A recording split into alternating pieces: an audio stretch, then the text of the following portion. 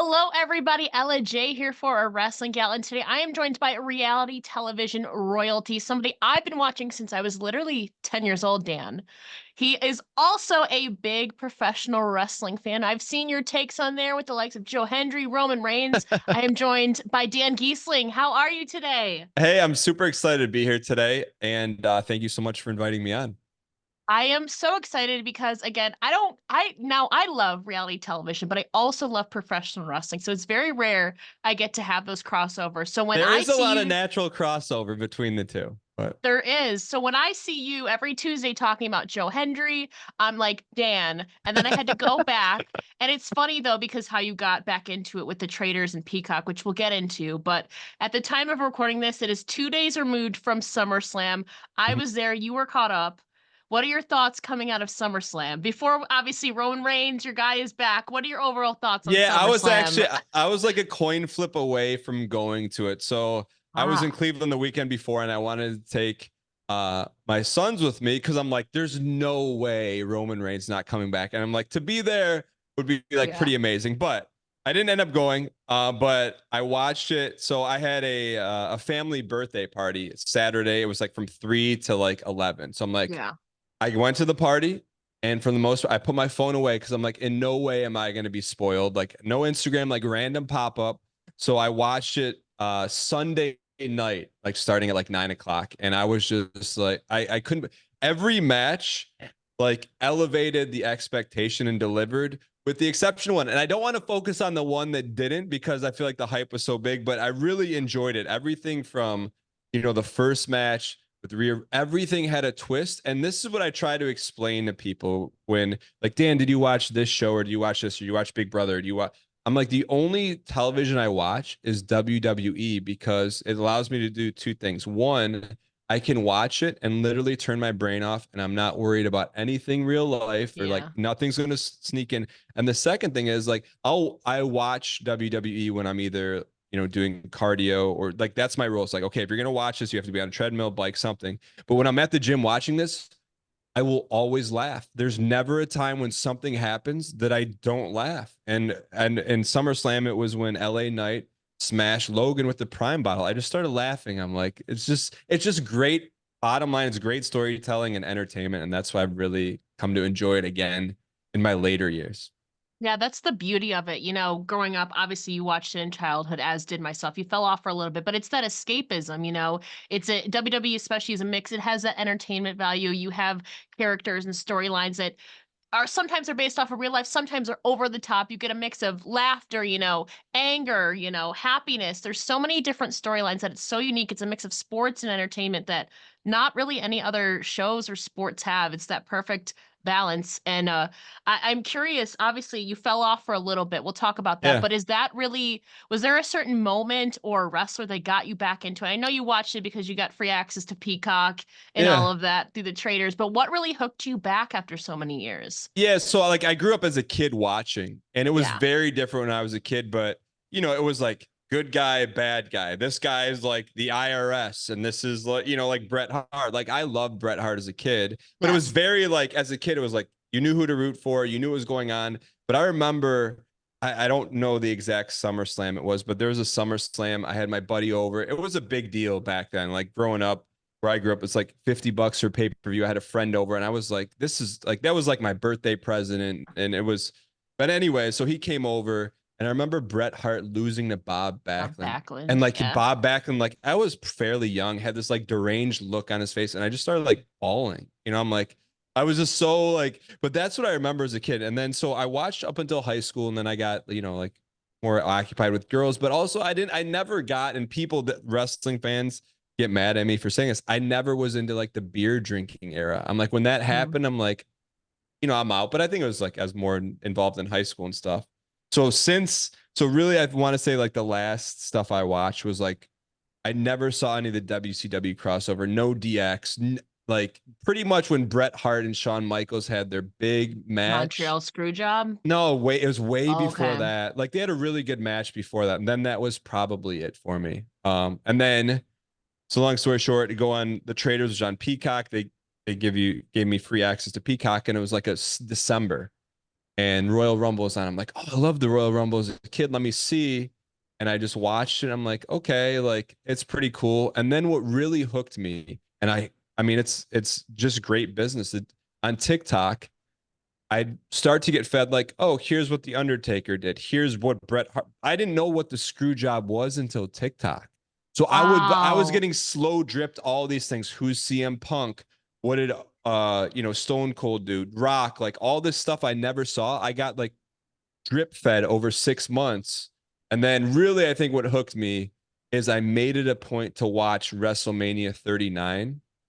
And I was like, because I didn't get all these wrestlers with like first name, last name, like Seth Rollins, Cody Rhodes, Roman Reigns. Like there was no like one name guys like that you knew was a good guy or a bad guy. So really it was a combination between TikTok, the drip feed. But when I'm watching WrestleMania 39, I see this dude Roman Reigns come in and like you hear all these accolades, which I didn't know who he was, winning for 3 straight years. And then you have this other guy, Cody Rhodes, and you're like, man, this is like a really good story. And then you see like Cody Rhodes like being close to winning and having it ripped away, and you're like, you could kind of feel the disappointment. And When then I tell yeah, you the energy got sucked out of almost all of us except the Roman Reigns fans. Like I was quiet that night. Like I could not believe that like almost everybody was so convinced. And then when it didn't happen, we were like, oh, we're getting another year of this reign. And then obviously WrestleMania 40. But when I tell you, Dan, the life got sucked out of so many people, how Cody was feeling, we were all just sitting there silent, like, what? yeah. I mean, like I was very like I saw him at the Royal Rumble, and then Yeah. that was kind of it. And then I'm like, let me watch this WrestleMania, the main event, because also feel like it was everywhere. Like I would say it was like loosely into wrestling, but Twitter, TikTok, Instagram. I'm like, okay, let me. I just watched I think the main event of 39. Mhm. And then after that I was like, all right, let me watch Raw. I didn't even know what SmackDown was. Like, let me watch. I watched Oh my Raw. God. I grew up Yeah. watching Raw with my mom as a Of kid, but I course. remember it being in like almost like a theater, like where they put on plays. I remember there was like a gold second level. I'm like, it was Yeah. kind of small. And then now you look at it and it's like huge. 3 hours Uh, now too. yeah, so I mean, so I went from like watching a little bit of Raw. I'm like, all right, who's Jey Uso? I'm like and then like my sons started to like poke their heads in when I'm watching, and they started to get into a little bit, and they're pretty young, so I have to like filter some of the stuff. Yeah. Um, but it's been a fun ride, and it's literally the only I don't. That's the only thing I watch now is that I don't watch a lot of television, but like that's what I watch. Now, I'm so curious. What is your reaction to the Montreal Screwjob since you're learning it through TikTok? Bret Hart is your guy. He got screwed and then he's going to WCW. What was your thoughts seeing the Montreal? I'm sure maybe you heard about it in passing or whatever. 'Cause it's kind of maybe not even. Wow. Yeah, no, I was like, because I always as a kid there was WWF and WCW, and even as a Yes. kid I knew WCW was like off brand. I didn't even know what off brand was at the time, but I know like turning it on, I'm like, this feels kind of like not as good as the WWF, and you have to think this is pre when all those guys went over. So like they had Yeah. Ric Flair, and that's about it. No So NWO yet. Wow. none Okay. of that. But so I'm like, this is like it. I don't like this. It's not. Yeah. There's no good character. So when I found out, like I went down the rabbit hole and then I watched a Bret Hart documentary, and I loved him as a kid. But the my takeaway from everything was, and it's hard to say, but I've saw a lot of interviews with Bret Hart now, and I'm like, he's salty. Like, and it's like it's like hard to root for him now because it's just like he complains about that and Goldberg, and I get all that stuff happens, but Honestly, a lot of us feel the Goldberg stuff is justified in a way. I'm just saying that. no, I get it. Like it stinks that it happened, but it's like Yeah. a lot of like old man on the other side of the fence complaining where I just feel like he could add so much value to now instead of talking about like, oh, I would have kicked so and so's butt, and if this never happened, X and to me, I always looked at him as like this dude was like impenetrable, was bulletproof, and then you see him like in hindsight complaining. I'm like, but Yeah. the kid, I still like him.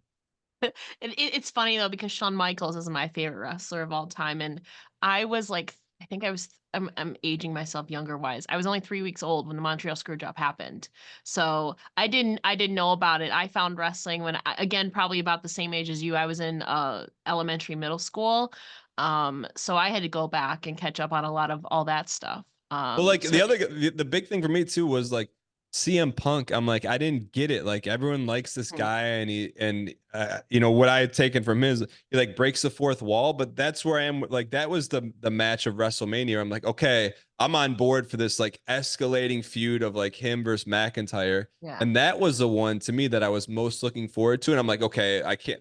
My sons are not gonna be able to watch this because there's gonna be like dudes getting choked out with wires. There's gonna be blood Yeah. everywhere. It's gonna be like ugly. I'm like, okay, this might be too much for him. And then I watched it. I'm just like there like there was a lot of focus on a 10-cent bracelet, and I'm like, no, I just was expecting more. Like, what's the general response to that match? Were people happy with it? Didn't like it?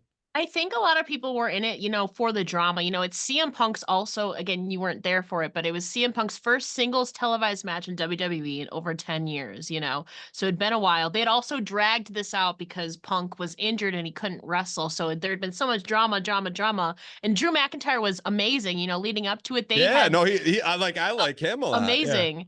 Um, I thought personally, I thought Punk was going to win, but it adds another layer of Punk is now lost in his return match. So where does he go from here? How does Seth Rollins now fit into this going forward? There's a pay-per-view called Bad Blood a few months away that they might do something Well, at. that's the thing. Um, That's the thing I dug in because I'm like, why does Seth Rollins and CM Punk not like each other? And I'm watching that stuff. I'm like, okay, this is not kayfabe. Like, oh this is yeah, you were this is not there when real. he returned. Wait, no, you would have been watching when Rollins was like, you, Well, you know. I didn't watch it, but TikTok served Okay, it up to me. I'm yeah. like, wait, like, did they not know he was coming back? Because that's the reaction Very I last would. minute.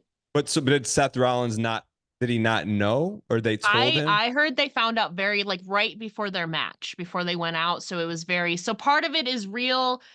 There was some beef going on. Punk left like a year and a half after Rollins came in. So Rollins was like a new guy in WWE, and then Punk left, and there was, I guess, some backstage beef there that is now carried over, 10 years. Didn't like and it didn't because the narrative that I hear, but I don't necessarily understand the details, is that when CM Punk left, he like scorched the ground and like basically Yeah. just said WWE sucks and anyone works there Yes. sucks. And so it's Yeah. like, so I get it. It's like you can't do that and then turn around and come back and expect everyone to love you.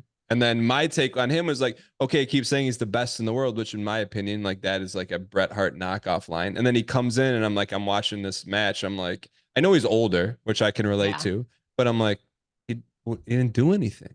Like, he didn't, what did he do in that match? Four I think knees in a row? the story was him getting beat down by Drew McIntyre and I guess putting adversity against him because I think he's what 40 he turns 47 this year, I think. Oh, he's that old? Oh, Yeah, I okay. think That's he pretty was born in impressive. 77 or 78. So he's either turning 46 or 47 this year. So he's Oh, I getting didn't up know there. that. Oh, okay. That's Yeah. impressive. Then I thought he was like late 30s, early 40s. No, he's Oh, he's okay. getting up there, That's impressive age-wise. then. Okay. Yeah. All right. So and also he hadn't wrestled like I mean he's done training matches, but this was his legit first like match back since Rumble. Yeah. And also only his fourth match back since returning to WWE. So four matches in what 9 month span or How do you whatever know it all this was. stuff? How do you like, I mean, I that's I like, do this for a living, Dan. I okay. write every single day for wrestling. This is my daily I'm job. like, oh So my God, like that's impressive. But I have to be immersed in it. I love it so much though. Go on. I think if I watch that Drew and CM Punk match on any other pay-per-view, I think it's Yeah. like amazing. I just think it was Hmm. so overshadowed by everything else was so good. Like There there was no everything else was letdowns. also a title match too. That was the only non-title match on that card too as well. I thought so they had six title matches. I thought they were gonna go half and half, like, but I'm like, they're not gonna have like four out of the six champions lose. And Yeah. then that ended up happening. And then Cody Rhodes retained, Liv Morgan retained. Obviously, your guy Roman Reigns came back. Tell us about your reaction to that, him then spearing Solo Sikoa. Yeah, I'm just am like, it's so cool to see, someone go away. Like, cause I just really started to understand, and then he goes away. And that Yeah. was like, I was like mad that he lost. Cause at that point, I'm like, you shouldn't lose ever. You shouldn't lose, 40 to Cody. But so he goes away, and then you just see this build of like, you don't know what you have till it's gone. And everyone just is like, bring him back, bring him back, bring him Yeah. back.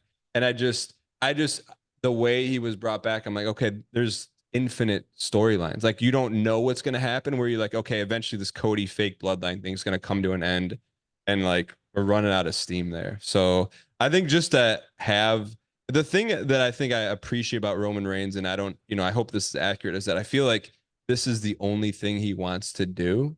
Like he's not like trying to go do movies. Is that true or not true? So after he lost to Cody, a week later he was on the set of a new movie they were filming with like Keke Palmer and stuff. So he's getting a little bit more into Hollywood. That's kind of his goal the next however Really? many years, because he's on a part-time schedule anyways because of his kids and stuff. So he's been on a part-time schedule for probably throughout his whole reign, so like 3-4 years now. So he's kind of slowly lessening his wrestling appearances. He's a family Really? man, and then yeah, he is kind of destined on this path to go on to Hollywood. Yeah, he's getting a little bit more Hollywood stuff while he was away. But do you So think I don't that is know. like the number one? Because like all the stuff I've seen, and like see him when he went toe to toe with Cena, and like he dropped the Yeah, ball. Like yeah. I've caught all the stuff up through TikTok, but I always felt like the narrative he's pushing is like he doesn't need or want that stuff. Like this is the main goal. But I feel like as you get older, you're a family man. He seems more yeah, family oriented now, yeah. and obviously he's still going to be involved for, I don't know how long his contract is. He's still going to be involved. Nobody ever truly retires, but it seems like he's setting himself up on a path to do stuff outside. Like he just Mm. filmed a movie while he was away during that. And he could do more potentially. But I know a lot of his stuff lately has been, his kids, Well, and well, also his that's wife. that's what I appreciate about him is just the showmanship. Is like when he's doing promos and stuff, you're like, man, he's like this craft is completely dialed and like little nuances where you look at him versus someone like Solo who's like, okay, like he's doing his best. Like it's not like Yeah. but you're like, man, there's just a refined art. And even compared, like I have a hard time comparing him as an entertainer to anyone else in the WWE because I'm like, man, he like everyone he just hails and compare, like Mhm. he just I don't know, like he doesn't have to say anything and you're like, man, he's still delivering a message by not saying anything. And I think that's pretty powerful and it's wildly entertaining for sure. So I admittedly I've always respected Roman Reigns as a person. He's a great guy. I've never been a fan. I was one of those people during his reign, like I just want this to be over. But now, you know, in his absence, I was like, damn.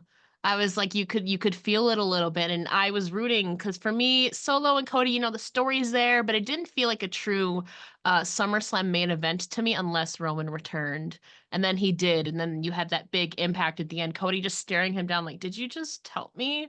And then now it's like, where is this going to go? Obviously, we're going to get Roman coming back as the only tribal chief or original tribal chief. I don't really know what that stands for yet. And now it's like, where does Cody go from here? Roman's going to focus on Solo. Where does Cody go from here now? So that's what I'm looking forward to at the time of recording this. It's Monday. It's before Raw. It's before SmackDown and all of that. So I don't know what they're going to do next. But we'll see. And, you were talking about, you watching WWE. You've also gotten introduced a little bit to TNA wrestling, through this WWE and TNA crossover and Joe Hendry. I know you believe in Well, Joe well, Hendry. that's like I don't know. So I don't know all the different leagues, but what I do know is I watched the wrestlers on Netflix, and that is Yeah. like one of my favorite documentaries of all time because I didn't know like there was like a minor league circuit to the Yes. WWE, and so Yeah. I mean, if anyone's never seen that, it's an incredible journey. So I don't, and so that was the first time I really started to understand some of the nuances in the business where like if you're not on WWE, you can kind of like go wherever you want, and like people are Mhm. being booked all over the place. I just didn't know that's how it worked. So when I saw the Joe Hendry stuff, I'm like, well, what? I don't know what league he's in or what he shows up on NXT. So I'm like, is he with? I don't know how that stuff works. They're just Yeah. free agents and they can do whatever they want unless you're signed to a long-term contract. So he is signed to another company called TNA Wrestling. TNA is probably like third or fourth biggest wrestling company in the What does world. that stand for? Total Nonstop Action Wrestling. Okay. So it's WWE AEW All Elite Wrestling. I assume you may Yeah. have at least heard of AEW. And then Is it's that kind the of one like, that Cody start? Did Cody start yes, that? yes, Okay. he started AEW. And then after AEW, you can argue TNA or New Japan Pro Wrestling, and then Ring of Honor. So TNA is probably the third or fourth out of the top promotions in the In world. terms of popularity, is NXT more? I know, which I know is like the true minor leagues. Is that more popular than AEW or not really? So they used to go head to head. We would call it the Wednesday Night Wars. I would say they're very similar. AEW's flagship program is called Dynamite. I would say it's very similar ratings wise to Dynamite, which is AEW's like biggest thing. And so it depends. It outdraws, I would say, their secondary shows like Collision and Rampage. You know how there's Raw, SmackDown, Yeah, NXT. AEW has that with Dynamite, Rampage, and Collision. So Dynamite is like the Raw of got AEW. it. So I would say NXT is comparable to the Dynamite of AEW, which is, the Raw of And let that. me ask, so what does AEW offer differently than the WWE? Is just because like indie and like, oh, I was there, I like this guy before he was big Yeah. time. Is that the draw, or is there? Do they take it a different way? So I would say, it's more wrestling based. It's not so, I mean, there is storylines and all that, but there are definitely a lot more in-ring action oriented where WWE's that entertainment is in there for a reason, it's character work. And AEW has some of that, but I feel like they're more valued on the in-ring work and like the workhorses. Like a couple weeks ago, we had like a 60-minute match, there's a Okay. lot of high speed high flying action in there. Also, they like technical wrestling too as well. There's a lot of hard hitting stuff. They're more focused on the actual wrestling. They obviously have storylines, but I feel like most of their product people appreciate like true wrestling fans, not Yeah. like the entertainment aspect of it. So that's the best way I can describe AEW. So let me ask you this. So someone like Ricochet, who I connected with on Twitter, I saw him get like slammed through the windshield, and then it's Yes. like he's gone. So, but when do you know, like, where does he sign or who does he sign? You know that he's not re-signed. How do you find that stuff out? So there's a lot of we call them insiders, or I guess they call them dirt sheets. There's a lot of reporters in professional wrestling who have sources from different companies and all over. So it's really the insiders who report it. I don't know. It's probably similar to like Big Brother, people getting scoops or feeds. In the reality television world, there's reporters and stuff like that. It's the same thing in wrestling. They have connections and they're journalists and they report it. So Ricochet is rumored right now to be going to AEW in the future. Mhm. Um, and so I don't know. There's just they have inside sources to WWE, AEW all around. It's like reality television, you build up connections to wherever and then they feed you information and then it gets put out on the wrestling news sites. Did something happen with him? Because like, how do you go from being like the speed champion to then all like, do you think it His was mutual his or do you think he's like, his I'm out? his contract was just up. He chose not to resign, is what it was. Oh. Is what it's being reported as. So he chose to leave. He could have been unhappy. He could have wanted to go elsewhere. But was rushed. I think maybe, and this is just me speculating, maybe they were hoping if they gave him the speed championship, it would convince him to stay. I don't know. I'm just speculating at that point. But we don't really know the reasons. But his real life are they married now or engaged? I think they're engaged still. Is the Samantha Irvin. yeah, Yeah, the ring, she's yeah. she's still there. But obviously now Ricochet is a free agent. He can sign with AEW or he can do the independent or you would call it minor league circuit. Or do all these other different companies. He can do whatever he wants Well, I now. think that's the interesting thing is like when I was a kid, I remember there being like four or five really, really like you Mm, can't wait to see them. Now I yeah. feel like the top like they're have like 15, 16 guys that are like they're all dynamic. They're all like like the only stuff I fast forward through like the LWO stuff, unless it's Rey Mysterio's involved. Cause I just Yeah. like there's not like I'm not invested. And then if there's like a random women's match on, I don't, but it's like outside of that, everything else is, judgment day, everything. There's just so many characters. You're like, I could see how like Ricochet is like, where do I fit in here? And Yeah, and also WWE.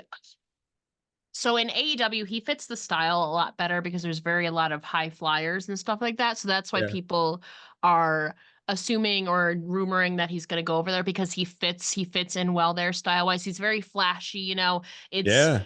it you know, it's just a That's the thing. different Like you see him style. wrestle, and you're like, "There's no one else that's doing this in WWE. Why don't they put?"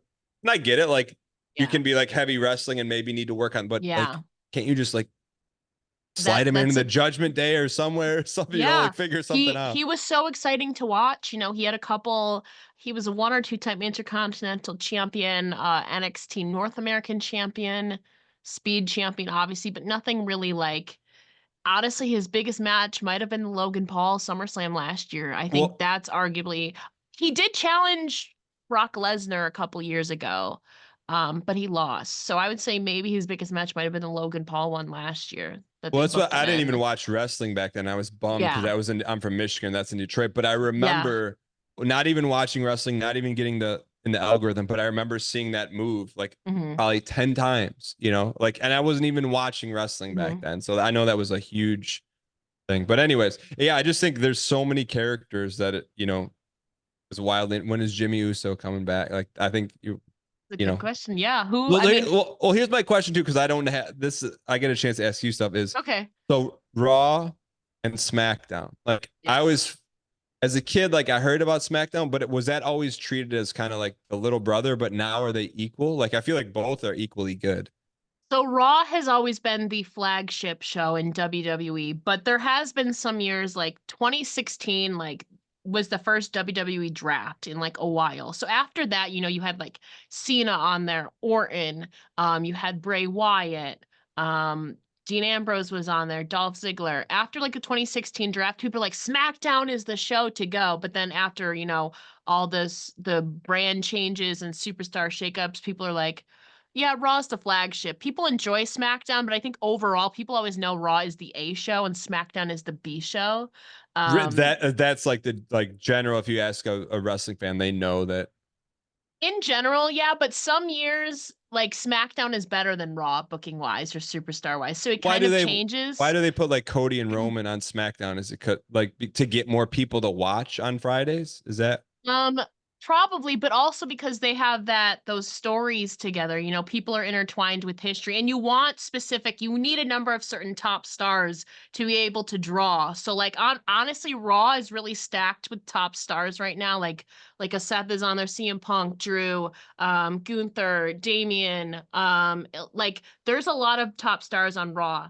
You need some top stars on SmackDown too as well. So it's also splitting the number of top stars who can draw as well.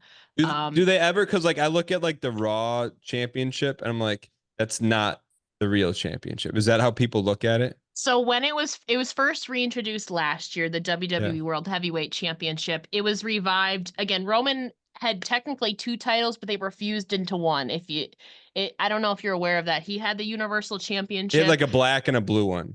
Right? Yeah, and then he defeated Brock Lesnar, so he became the undisputed WWE Universal Champion. So he was kind of holding that title hostage for a while, and he also wouldn't wrestle. He wrestled maybe every 2 or 3 months, so he wouldn't wrestle a lot. So people were like, we don't even have a main world championship. And so right after WrestleMania 30, what has it been a year? Right after WrestleMania 39 last year. And they unveiled all the new belts and stuff. Triple H reintroduced the WWE World Heavyweight Championship, which they called a workhorse belt, will be where the champions will be defending any place, anytime, anywhere, you know, because Roman's not there all the time. So they split those. So at least one brand got a fighting world champion every single week. And that was Seth Rollins for 10 months. He would even go to NXT sometimes to defend it. Really? Or he would go to, he was on Raw at that time. He would go to SmackDown sometimes to defend it and all of that. So that originally it was seen as kind of like what's it called? Not a consolation prize is the word I'm looking for. Yeah, it's not like the big one. At first it was seen as that, but I think after a while, you know, Seth Rollins really rebuilt the prestige to it and really saw it as a championship that people respected. And then Drew and then Damian thing happened, you know, they don't back down from fights. And now Gunther has it. I think people over time have become more excited and invested in it. But originally, yeah, it was definitely seen as a consolation prize. Like I kind of look at it as like a Intercontinental plus belt. Yeah.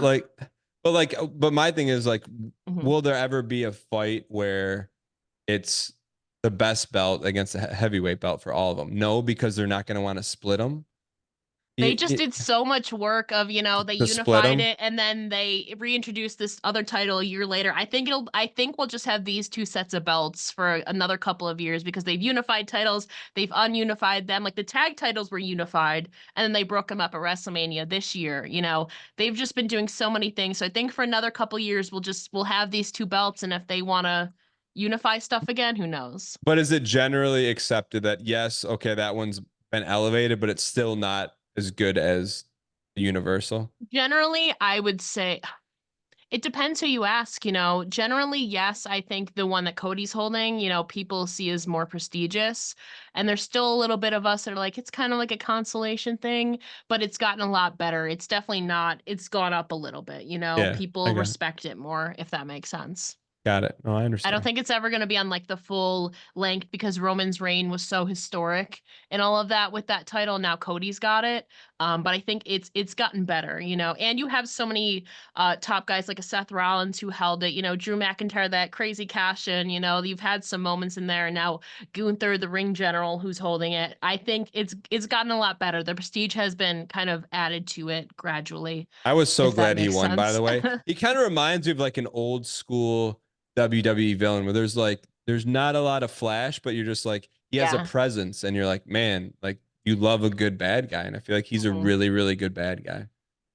Yeah, and it's crazy. There was a stat. So besides NXT, there was a thing called NXT UK, which is just like NXT but in the UK. So he was champion there for like, oh God, like 800 days, and then he was intercontinental champion for Yeah. 666 days. So for 76% of his WWE career, he's been champion, which Why was a did crazy stat. like I know there's decision makers behind that. Why Of do you think course. that is with him? Like because I have a buddy who told me he wasn't always Gunther. He had like a different name. Walter, yeah. Yeah. And like I never went to watch that other Yeah. stuff, but was it a similar gimmick and it just didn't work or So sometimes if you're coming from NXT to the main roster, they'll just tweak your name. So like Io Sky used to be known as Io Shirai. They just tweaked her name a little bit. Obviously, I mean, it's different, but they're singular names. yeah. Um, why they changed their name? Some of it has to do with like trademark because when you're coming in through NXT, some of the if you if you have a wrestling background and you wrestled before WWE, you come Mhm. in with your original name, but when you go to the main roster, it's like trademark wise and for like But is he copyright still usage, like they're the going to change same? it. Was he still Yes, doing the very same much the stuff? same Okay. character. Yeah, yeah. Okay. He's very hard hitting. He lost a lot of weight though, so he's definitely a lot more tone, but same character wise, very like in Yeah. ring veteran, very like old school kind of guy. Very hard chops and all of that. So yeah, he's had about the same gimmick since he's been in WWE, very respects the business and is down for business. So I'm not trying to rile up your audience, but I don't get I get him, but I don't get Sami Zayn. I mean, I'm like Wow. this is coming from a showman. He to me that he like plays the crowd, but and I've only watched whatever for a year. Every match I see him in, it's the exact same fake knee injury, Underdog. haluva Yeah. kick. At some point, you're not the underdog anymore. And I'm like, so is someone like him? Is he on? So he's old. What he's like late 30s probably, Mm. and he's been a fan favorite for a long time, right? Longish, Yeah. 10 years. You need to go back and watch the Bloodline era of Sami Zayn. I saw I like talk about laughing. I saw the clip when he said you're not feeling very oozy, and Lucy. I Yeah. lost it. So I'm like to me, Yeah. I'm like okay, that's good, but I just feel like is he someone who's in like the twilight of his career? So now it's like okay, he's got to help Braun get over, and then now Sammy like fades, or is there more Mhm. Sammy to be seen? Like So I like Sammy's 40 right now. I don't okay, know how long he has left on his contract. The guy like a Finn Balor who's 42 just signed a 5-year contract with WWE. So like they're going. Granted, R-Truth I feel like is an anomaly. He's past his 50s now and still going, very energetic and stuff like that. I don't think he's at the twilight of his years, but I know he is but, like but he where has does a he go kid from now. here? Where does he I go? That's a good question. We'll have to tune into Monday Night Raw to find out, Dan. But is he just universally beloved? Like, and I get it. Like Yes. he does a great job playing to the crowd and Hmm. like underdog, and he's got like the Rocky sweatshirt Hmm. on. But I don't know. I don't get it. I don't get it. But I think he's really funny. Like I think Yeah. him with someone else is really funny. Him on his Mhm. own, I'm like I don't get it. But Well, I will tell you, I was at Sami Zayn and Friends. Yeah, did he do stand? Was it stand up? He was so yes, he was so funny that night. I was going in and I'm like, Sami Zayn doing comedy. I'm like, we'll see. It was funny as heck. He had so many like Kevin Owens was there, LA Knight, bringing in a lot of people. We did superstar karaoke. He had fans doing like impromptu promos. It was really fun. So, it's okay though. I was never really a fan of Roman Reigns, and I was like, I am so sick of this. Great person. Not everybody enjoys Yeah. everybody, and that's okay. Braun Breaker is now the new Intercontinental Champion, so maybe that's a move for you. You can look forward to Braun No, yeah. Breaker. I mean, I All just like that. I just feel So, like some guys have it. Like he comes in mhm, and just is like, mhm. you don't. No one needs to convince you that he's going to be a force for the next however Yeah, long. yeah. I am curious. I know you're a fan of Jey Uso. Tiffany Stratton was another one. Roman. Who else Yeah. have you been enjoying in this last year now that you've been retuning in? I like Gunther. There's a weird thing with Dominik Mysterio because I'm like I don't want to see him wrestle. I just want to see Yeah. him mess and Hmm.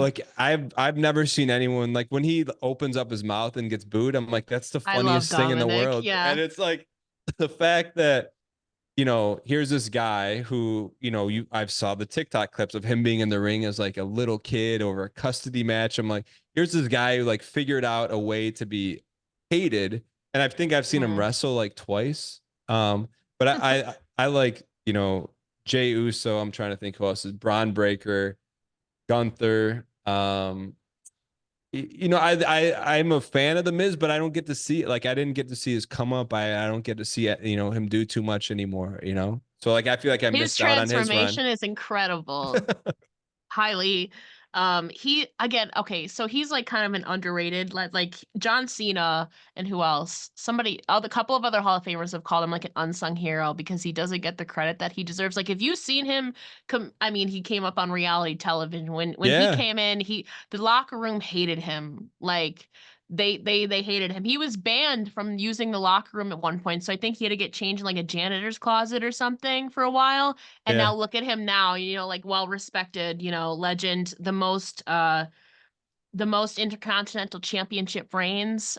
He's definitely come a long way. So if you go But back, I would watch some of his older and I stuff. feel like as an adult watching this stuff, I'm more rooting for the people that have like not given up. Like someone like LA Knight. When I first saw him, I'm sure there's a tweet. I'm like, who is this dude with a vest Yeah, and glasses? I'm like, I saw it. Yeah. I don't get it. And then after you see him a bunch, you're like, okay, he's really good, works really hard, and then you He has find out, charisma. Yeah. yeah, but then he's been like grinding his whole life, and you're like, okay, like I want this guy to do well because Yeah. he's never given up.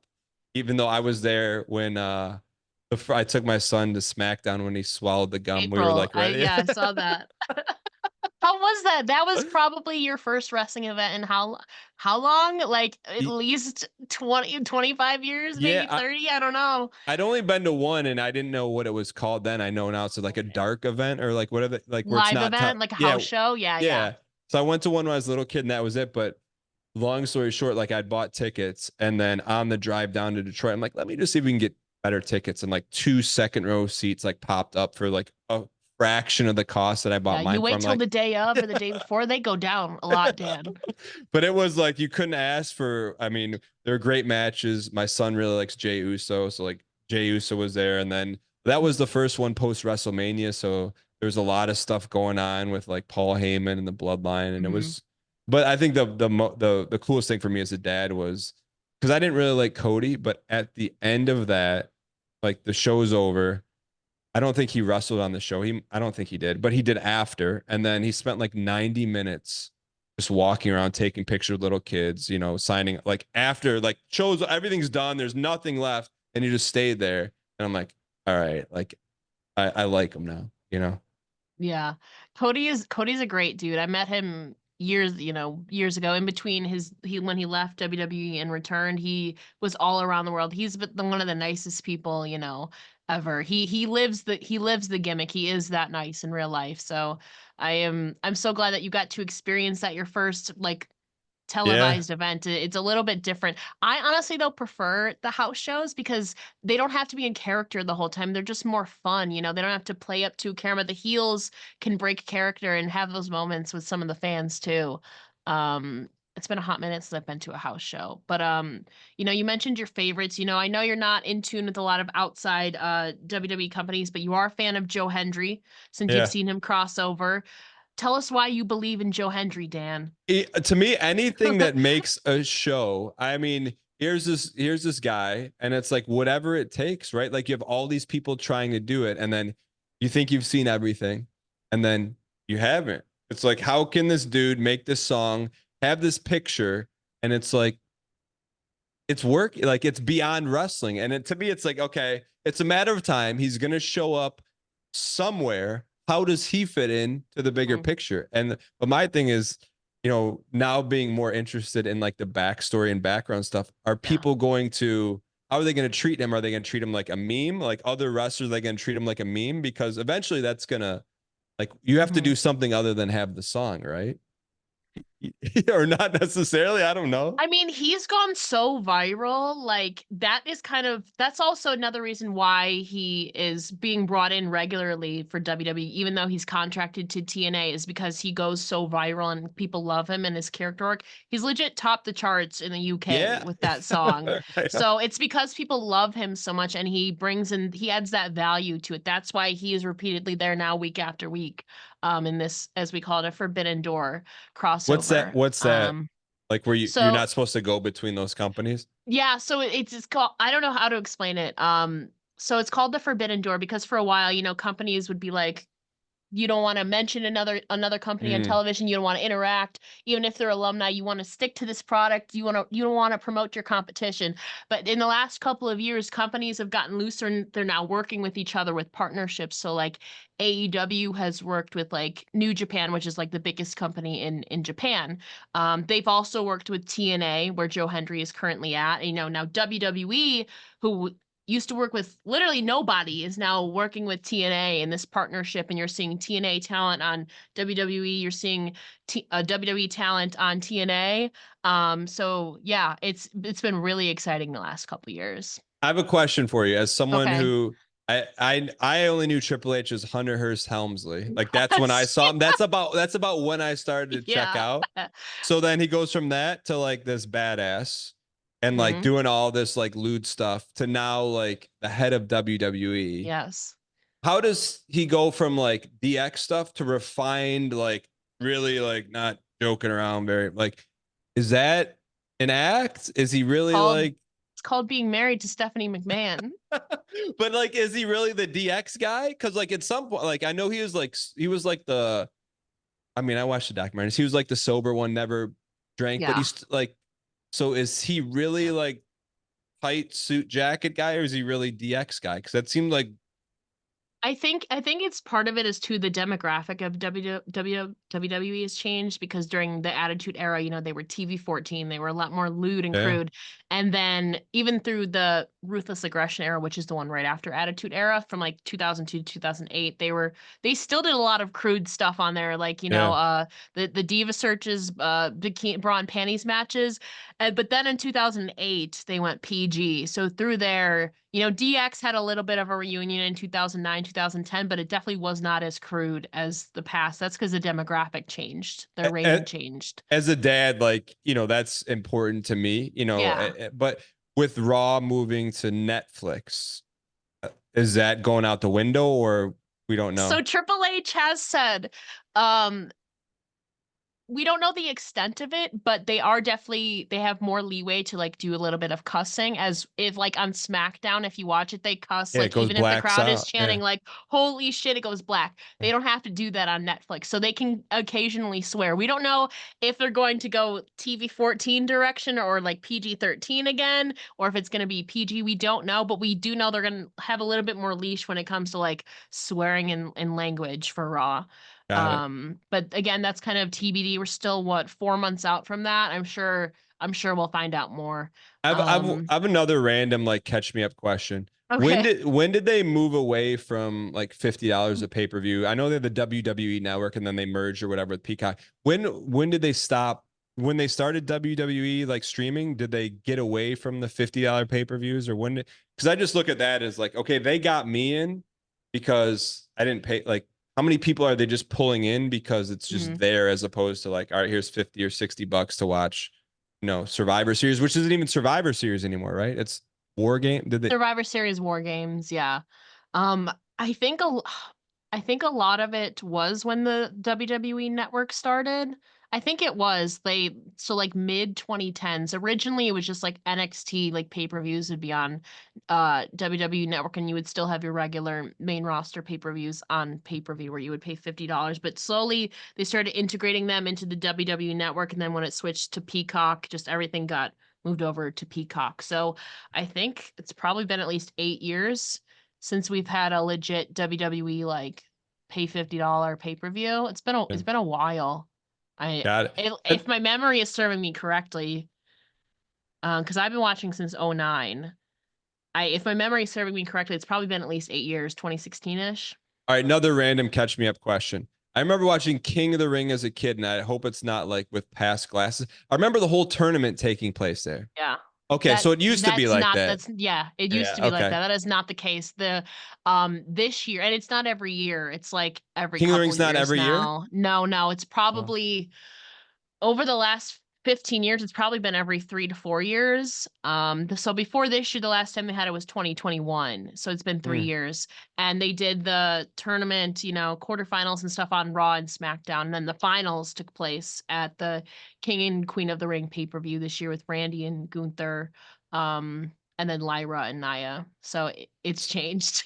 So like when you look at like the year of events, because like I'm now, I look at this as like entertainment and business. It's like, okay, Mhm. every 2 weeks you have a premium live event.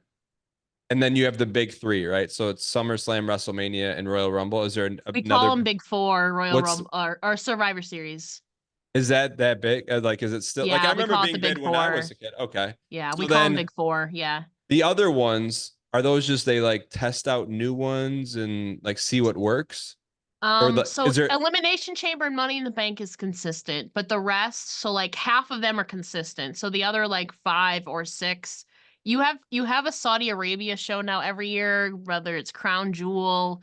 Actually, Crown Jewel has been a staple for like 5 years now. what's the Um, is it just another, is there anything special to it, or it's just called Crown It's Jewel? just in Saudi Arabia. They just call it Crown Jewel. It's normally late October, early November, so before Survivor Series. The rest though they kind of change. Like this year we're getting Bash in Berlin because it's in Berlin, Germany.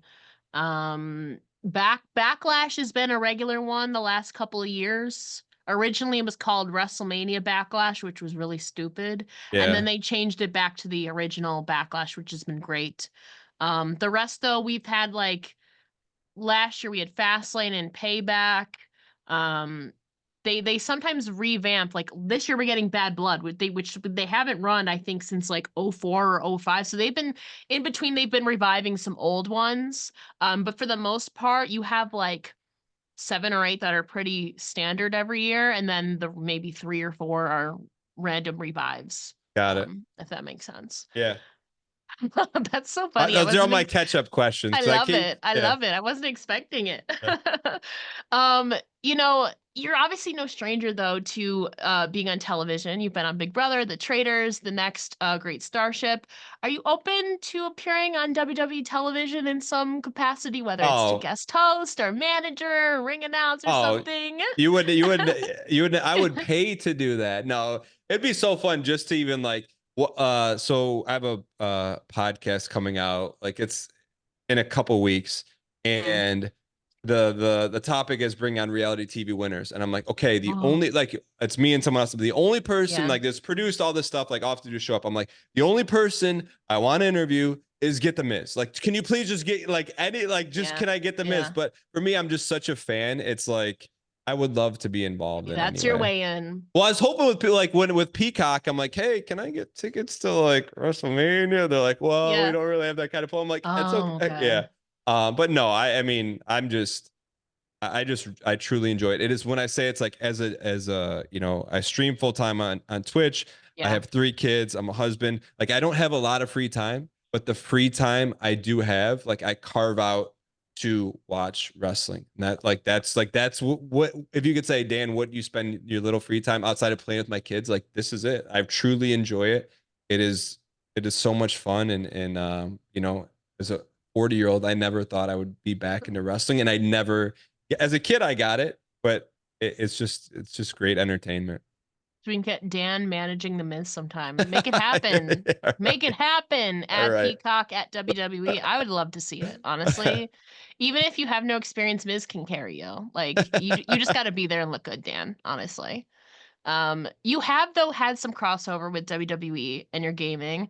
I was huge into the Among Us. It's funny because I used to watch like Five Up and like Hafu and all that, and then all of a Yeah. sudden I'm like, that sounds like Dan, and it is Dan. And then you're also playing with Zelina Vega, aka Thea Trinidad, sometime. I think I Thea. didn't I think you've played that Zelina Vega. You've played with her a really. few times in Among Us. Yes, I didn't know yes, that. yes. I You didn't played know with that. her. Oh, okay. I didn't Yeah. know that. In the Hafu lobbies, Thea would be there too as well sometimes. And Really? you yes. I And didn't she's know now that. in LWO. So I thought that was such a crazy like crossover. I was so excited That's because I news love to me. Cool, because like those lobbies are so chaotic, and you're I like, okay, know. I'm just trying to Yeah. like slide in and just Yeah. You've played with Thea. okay. Oh, I didn't know that. Hope I was nice to her. I'm sure I was. I'm sure you were. But Yeah. it's just funny though, because I again kind of like, your kids in wrestling, I'm also like huge into like gaming and stuff like that. So when I see like a crossover like that, I was like, Yeah. I won the jackpot. It Well, was I was fired up. I don't know if I saw Ricochet followed me something. I knew he was watching the mm, Traitors, and I'm like, hey, like I meted him like, dude, that's mhm. amazing, and you know, yada yada. Well, now coming up on season 3 of the Traitors, Yes. WWE Hall of Famer. I met her over the weekend. We talked a little bit about it. Obviously, you can't really 'cause contracts. But Nikki Garcia is going to be on the Traitors season 3, and also I don't know if you know her, Gail Kim. She was in WWE and she's now in TNA. Is Okay. rumored to be on the cast of the Traitors Canada.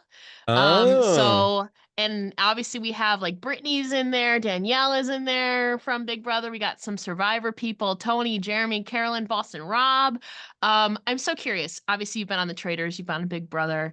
If you were to give any advice to Nikki and Gail Kim if they were selected as traitors, what would it be? I think they're already well prepared because I believe there's an element of natural crossover between reality TV Yeah, and wrestling because reality TV, when I'm on reality TV, like I'm parts of myself, but you're also like playing a character, but of it's course. not like you're not like an actor. I'm not like Jim Smith. I'm like still Dan. And I feel like it's the same with wrestling. It's like, you know, they're playing a character, but to me, like the best characters come out when it's like, you know, there's a strong element of who they are coming out in their character. It's not like Mhm. Cody Rhodes, you know, in Stardust. Like, you know, but Yeah. like Cody Rhodes is Cody Rhodes. You know, there's elements of him in that which makes his character more believable, more rootable. So I feel like that's just like a natural like crossover. And that's the thing where I don't know, and I don't know his path. I just saw him on the wrestlers, so I haven't talked to him, but Yeah. Jessie Godderz, like where did he was he TNA? Was he how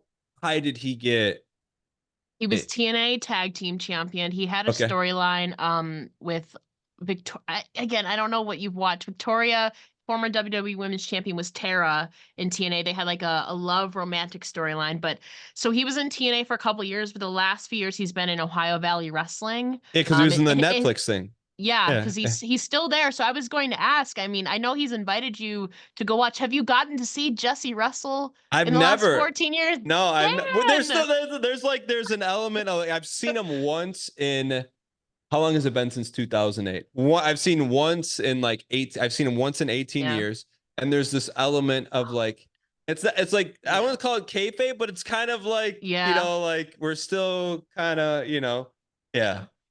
yeah not and you know not in like a real life way, but you No, know I it's know. but no, I thought it was so cool to see him, but also man like when I saw the OVW documentary, I'm like man like this is like you got to grind. I mean, they're like Yeah. traveling all the time. I had no idea that like to get to the top of the mountain, like you gotta do it. One of the weird things I'm going not weird. One thing I'm going back and watching is the Tough Enough because I want to Yeah. see like, and you could spoil it. Does anyone make it from like? Miz, So um, he went through Tough Enough.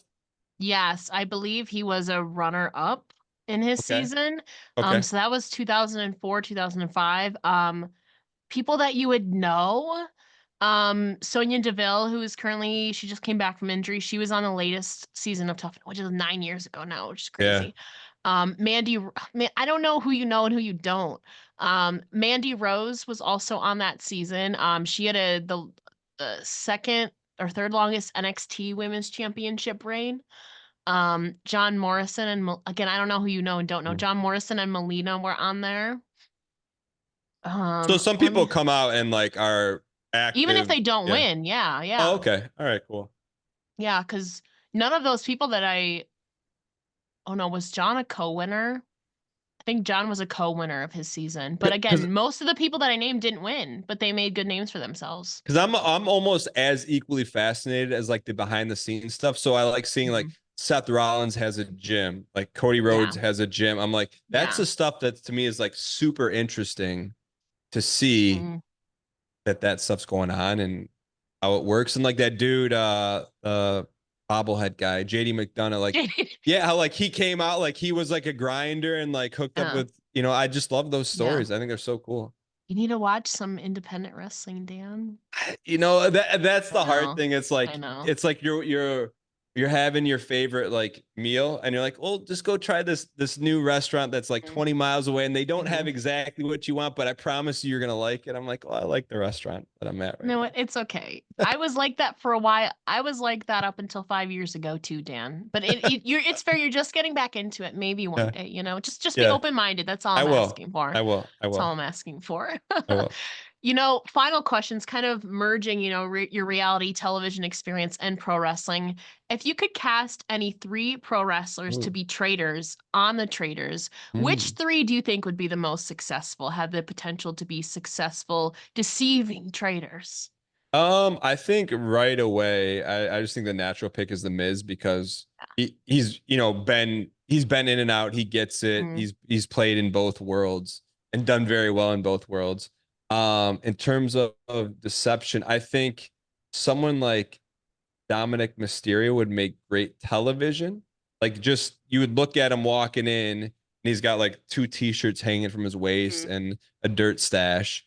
And I think he would probably be a good trader, but I think probably the funniest would be Jey Uso. Like someone He who would walks annoy the heck out of that cast just going yeet all the time. but like I try to watch some behind the Yeah. scenes stuff and Yeah. like I see all the TikToks of him trying to get people to break character. And like that Yeah. goes a long way in a show Yeah. like that. And you're like, if you can do that, like, okay, there's no way this You guy's a might not traitor. expect it because he's a funny guy. I know. I know. Um, But I think it's super exciting that you're seeing WWE personalities on reality shows because it's such a natural fit. And why um, not, what a great like cross pollination, especially for Peacock. Like, you know, slide Cody Rhodes in for a guest, whatever, or Jimmy Uso. Oh, sorry, he's been here because he's been filming season 4 of The Traitors, whatever.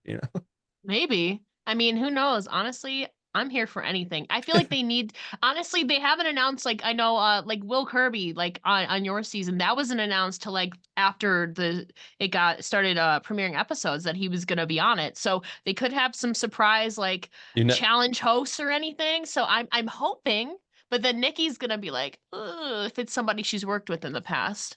But we'll see what happens. I'm obviously so excited for the Traitors. That's not airing till March, though. I heard. I'm like, yeah, bro, I I know. I want it now. I know, I I want know, it now. I know. Now, final question. Mhm. What is in this current era, what are some of your dream matches? I mean, I'm just so biased. I'm not even gonna hide it. I would just like to see. I want to see Roman Reigns do what he did again, but in this time, like, take it from Cody and have Cody go figure it out. Like, I just want to see. I don't want to see him work with Cody. I just want to see him like. I think you have good guys, you have bad guys, and then you have like him as a completely separate entity. And I think just to see him do it again, I think something like him and Cena, and he put Cena Cena's going on out, this and retirement tour next yeah, year. Oh, put which is him the end of my childhood. put him out of his misery. Like I want him to like I don't know. And you've kind of like not changed my perspective, but I thought he was only a wrestling guy. So I'm like, okay, like that's amazing because that's where his priorities are. I mean, not, family's one thing, but Yeah. I don't know. I just feel like he's probably the best to have ever done it. So just continue to feed him and make him look the best because I think that's it. I like when he's gone, we had a taste of that. Like, Braun Breaker's going to do well, but he'll Yeah. end up being like a Goldberg and there'll be a Mhm. Max. I mean, he's way obviously more talented, but you can't really, when you have a slot and you can't replace that person, I think you push that as far as you can, much to your chagrin. It's okay. I will say, like, him coming back, I am intrigued to see where they go from here. You're gonna have that Solo and Roman natural thing there. They're gonna fight over Roman being the OG tribal chief, but then personally, I mean, you weren't there for like legacy, like Randy Orton, Cody Rhodes, and Ted DiBiase. He used to have a stable, and Randy was like the mentor in that stable. So at some point, Randy is going to turn on Cody. Maybe bad blood. Like there's a story there. I just don't know if that's going to happen right after this. Well, I saw that picture of it was after one of the not main events, like a Yeah. premium live, and there's a picture of like Yeah. Randy Orton like glancing at the belt. I'm like, yeah, like Yes. go get him. Like I'm go. ready. Bad blood or Rumble it has to happen.